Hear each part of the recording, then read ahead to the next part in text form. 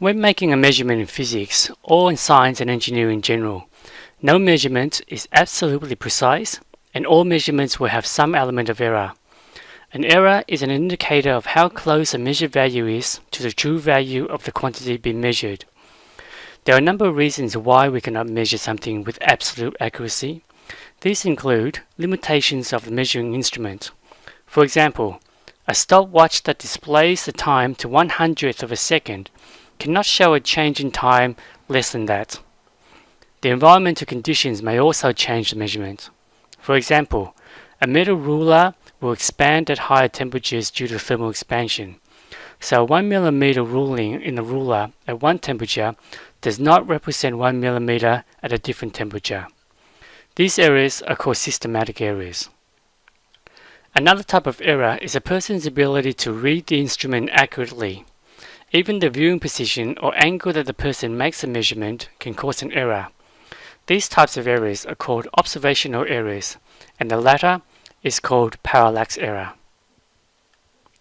The last type of error is called random error and is associated with variations from one reading to another for the same set of measurements. So when making calculations using measured values, it is important to keep errors in mind and how they affect the overall calculation. The ways that errors affect measurements and their subsequent use include the following. Errors will give a maximum and minimum values, so the true value will lie somewhere between that range of the maximum and minimum value. Since the measured value has a range, then any subsequent use of that value will result in a calculated number that also has a maximum and minimum range. As the error represents a limit of the accuracy of the measurement, the measured value cannot therefore be more precise than the error itself. In the last video, we saw how measuring two planks of wood using rulers with different precisions resulted in a less precise answer when adding up the two lengths. Thus, errors decrease the accuracy of the calculated number. So more errors will always make the calculations less accurate.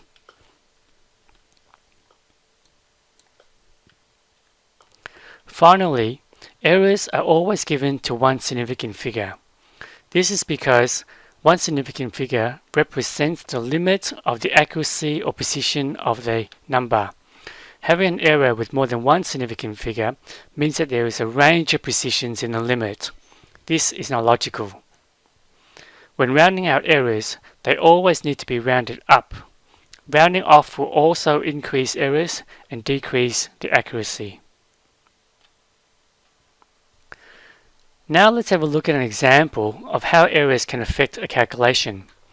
Consider this playing card.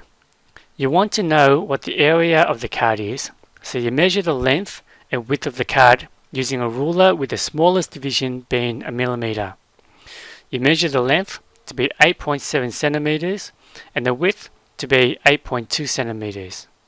Because the ruler is accurate to only 1 millimeter or 0.1 of a centimeter, then you cannot be more precise than this. The best that you can say is that the true length lies somewhere between plus or minus 0.1 centimeters of your measured value. That is, the true length is somewhere between 8.6 and 8.8 centimeters. Likewise, the true width of the card could be anywhere between 6.1 and 6.3 centimeters. So, given the errors, we now have three possibilities for the area of the card. The first is a nominal area that is calculated using the measured length and the measured width. The second is an area that is calculated based on the minimum possible length and the minimum possible width, thus giving us a minimum possible area for the card. The third is the area calculated based on the maximum possible length and the maximum possible width, giving us a maximum possible area for the card. Now let's calculate these areas. The nominal area is calculated using the measured length of 8.7 centimeters and the measured width of 6.2 centimeters, giving us 53.94 square centimeters.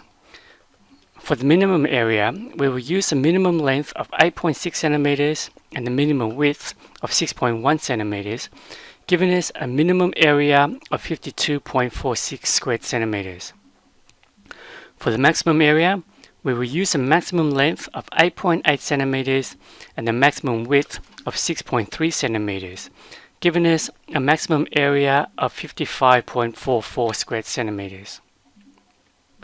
Now, let's plot these values on a linear scale to get a visual sense of how the areas cause a spread in our answer. Our nominal area is at 53.94 square centimeters. Our minimum area is at 52.46 square centimeters, so there's a difference of 1.45 square centimeters between the minimum value and the nominal value. This difference represents a minus error.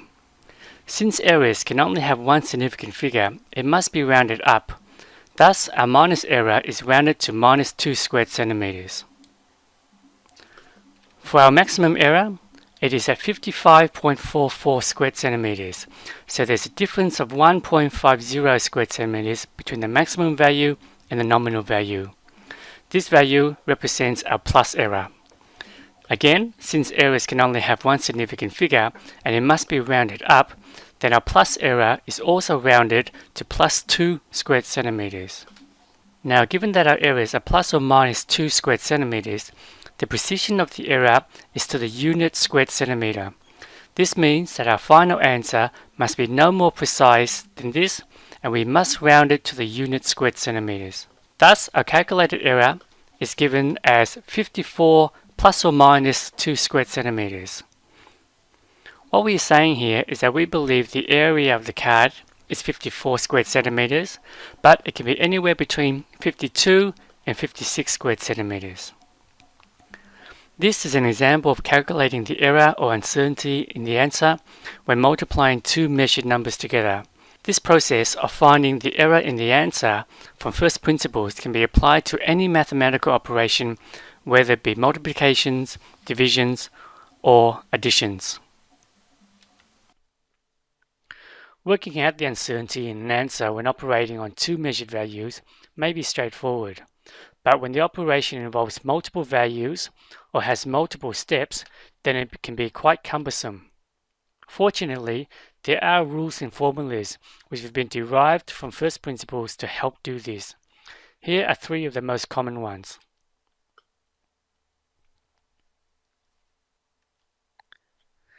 When adding or subtracting two or more numbers, the error in the answer is equal to the sum of the errors in the individual numbers.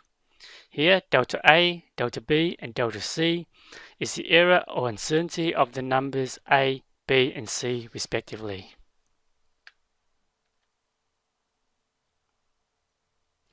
Try the following quick quiz.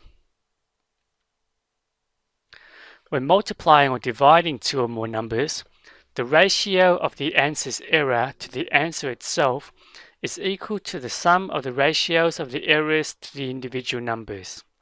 So in this case, if it's C is equal to A times B, then the error in C divided by C is equal to the error in A divided by A plus the error in B divided by B.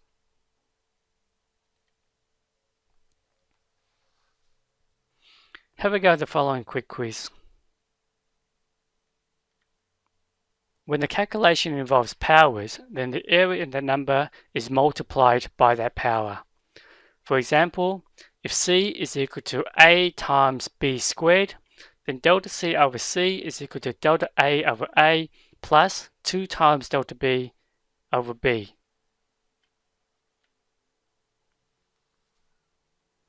Have a go at this quick quiz.